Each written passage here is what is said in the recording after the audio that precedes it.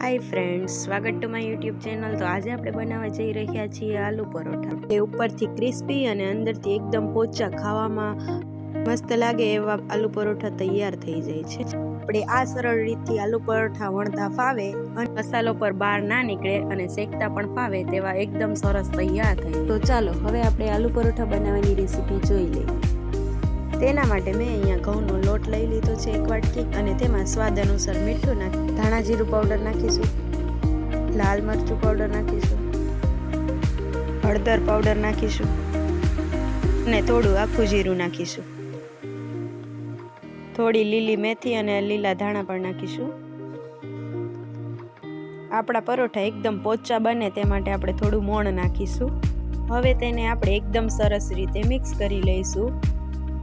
एकदम सरस मिक्स થઈ ગયું છે તો હવે તેમાં આપણે થોડું થોડું પાણી એડ કરતા જઈશું અને સરસ પોચો એવો લોટ બાંધીને તૈયાર કરી લઈશું।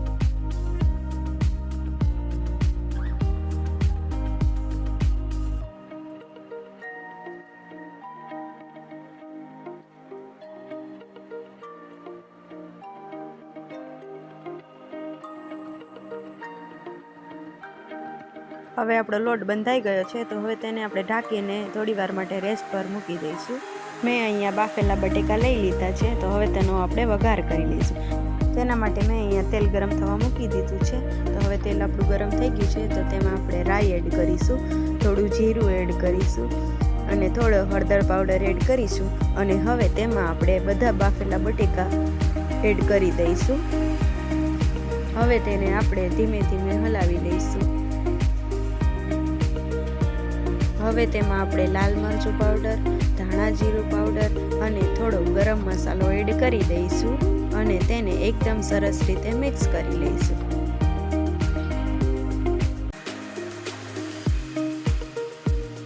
તેમાં થોડી ખાંડ એડ કરીશું અને અડધા લીંબુનો રસ એડ કરીશું।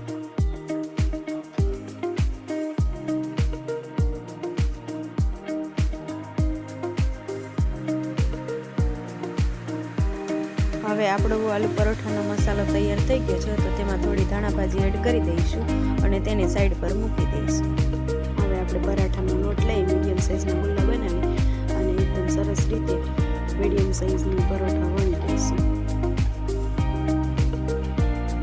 આપણું પરોઠું સરસ વણાઈ ગયું છે તો તેની સાઈડ પર મૂકી દઈશું અને આ જ રીતે બીજું પરોઠું પણ વણી દઈશું।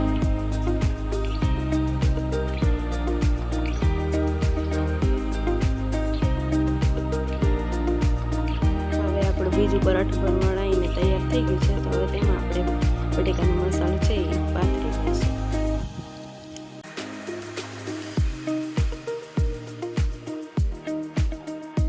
હવે તેની ઉપર આપણે પહેલાં વણેલું પરોઠું છે એ ઢાંકી દઈશું અને સરસ રીતે હાથેથી પ્રેસ કરી અને આ રીતે વેલણની મદદથી વણી લઈશું હળવા હાથે કે જેથી આપણું પરાઠું ચોટી જાય બીજા સાથે। આ જ રીતે આપણે બધા જ પરાઠા વણી અને તૈયાર કરી લઈશું। તો હવે આપણે પરાઠાને ચોળવી લઈશું તો તેના માટે મેં લોટી ગરમ થવા માટે મૂકી દીધી છે તો હવે તેમાં આપણે થોડું તેલ એડ કરી દઈશું।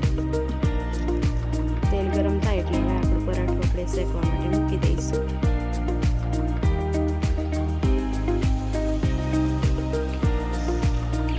અને ઉપરથી થોડું તેલ લગાવી દઈશું કે જેથી આપણું પરાઠું બે સાઈડ એકદમ સરસ તેલવાળું બને।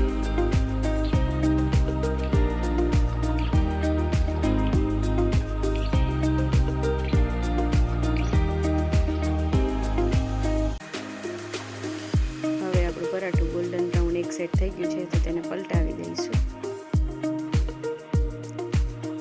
અને આ જ રીતે બંને બાજુથી ગોલ્ડન બ્રાઉન થાય ત્યાં સુધી આપણે શેકી લઈશું।